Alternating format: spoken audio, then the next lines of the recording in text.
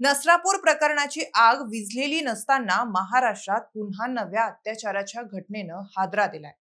नसरापूर घटनेतील आरोपीला फाशीची शिक्षा सुनावली गेल्यानंतर महाराष्ट्रात अशा घटनांवर आळा बसेल अशी अपेक्षा व्यक्त केली जात होती, पण त्या निर्णयानंतर काहीच दिवस उलटत नाही तोच मुंबईच्या मध्यभागी एक अत्याचाराची घटना घडली आहे.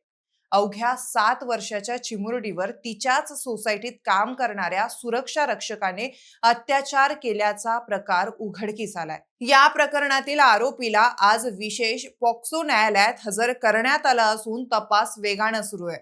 पण त्या दिवशी नेमकं काय घडलं, पोलिसांनी आरोपीला कसं पकडलं आणि पुढे काय होणार, जाणून घेऊया या व्हिडिओच्या माध्यमातून. नमस्कार, मी ऋतुजा आणि तुम्ही पाहताय विषयच भारी. मंडळी, मुंबईच्या पायधुनी परिसरात घडलेली ही घटना प्रत्येक पालकाच्या काळजाचा ठोका चुकवणारी आहे.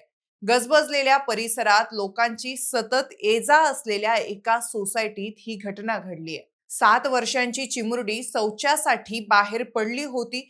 त्याच सोसायटीत सुरक्षा रक्षक म्हणून काम करणारा 32 वर्षीय वॉचमन तिच्यावर आधीपासून लक्ष ठेवून होता. मुलगी एकटे असल्याचं पाहताच त्याने संधी साधली. आरोपीने चिमुरडीच्या तोंडावर हात ठेवून तिचा आवाज दाबला आणि जबरदस्तीने तिला इमारतीच्या माळ्यावर नेलं.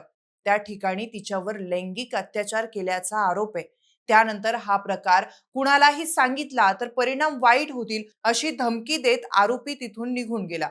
दरम्यान बराच वेळ मुलगी घरी परतली नाही, म्हणून तिच्या आईने शोधाशोध घ्यायला सुरुवात केली.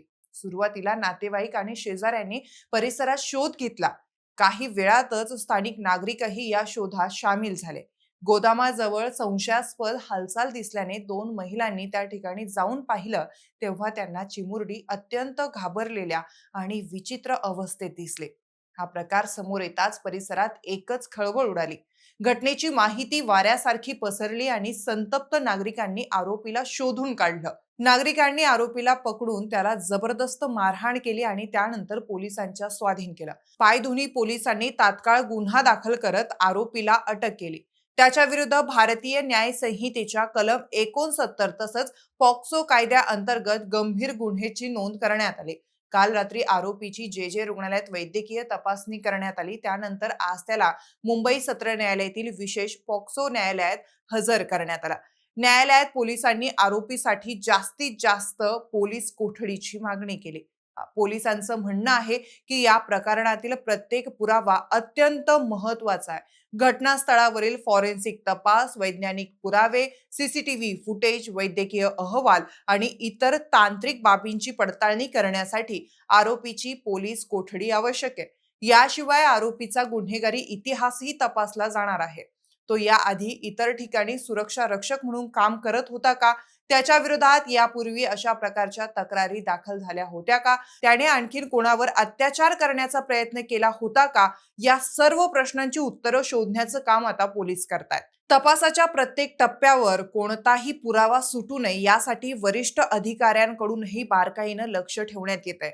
दक्षिण विभागाचे पोलीस उपायुक्त विजयकांत सागर यांनी सांगितलं की या प्रकरणाचा तपास फास्ट ट्रॅक पद्धतीने सुरू आहे. आरोपीला कठोर शिक्षा मिळावी यासाठी फॉरेन्सिक आणि तांत्रिक पुरावे मजबूत केले जात आहेत. तपासात कोणतीही त्रुटी राहणार नाही याची पूर्णपणे काळजी घेतली जाते. पीडित 7 वर्षाची चिमुरडी सध्या जे रुग्णालयात उपचार घेतेय. डॉक्टरांचं विशेष पथक तिच्यावर सातत्याने उपचार करत असून तिची प्रकृती स्थिर करण्याची माहिती पोलिसांनी दिली आहे. वैद्यकीय उपचारांसोबतच तिच्या मानसिक आरोग्यासाठीही आवश्यक मदत उपलब्ध करून दिली जात आहे. या घटनेनंतर पायधुनी परिसरात मोठा तणाव निर्माण झालाय. शेकडो नागरिकांनी पायधुनी पोलीस ठाण्याबाहेर रास्ता रोको आंदोलन करत आरोपीला फाशीची शिक्षा देण्याची मागणी केली आहे. तसेच जोरदार घोषणाबाजीही करण्यात आली आहे. काही काळ वाहतुकीवरही परिणाम झाला. परिस्थिती नियंत्रणात आणण्यासाठी मोठा पोलीस बंदोबस्त तैनात करण्यात आला. घटनेची माहिती मिळताच विधानसभा अध्यक्ष राहुल नार्वेकर पोलीस ठाण्यात दाखल झाले होते. त्यांनी वरिष्ठ पोलीस अधिकाऱ्यांकडून तपासाची माहिती घेतली.